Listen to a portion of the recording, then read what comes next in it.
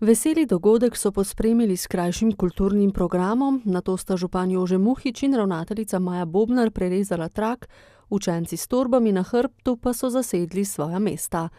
Svetla in prijetna učilnica jim je zelo všeč. Zelo lepa, ima še malo po novem, je zelo tudi bele barve, je res lepa.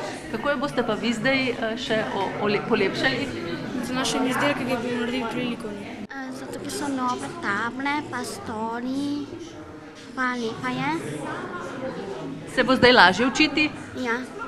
Glede na prvotno ocenjeno vrednost so prihranili približno 20 tisočakov, 23 tisočakov pa bodo dobili še iz ekosklada, tako da bo naložba proračun obremenila za približno 130 tisočakov.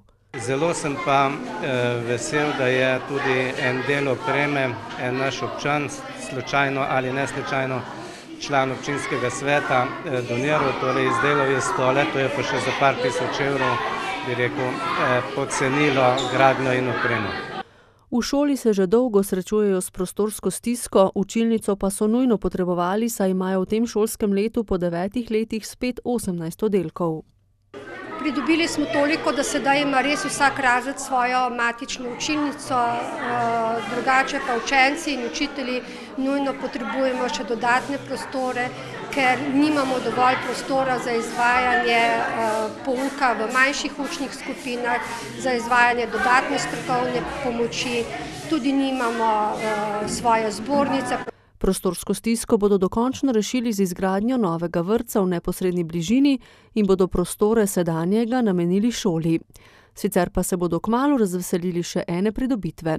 Začela so se namreč obnovitvena dela na atletski stezi.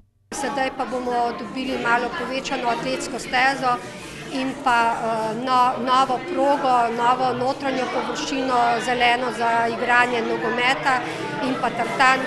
To bo velika pridobitev tako za učence kot za vse tiste, ki s pridom uporabljajo te površine.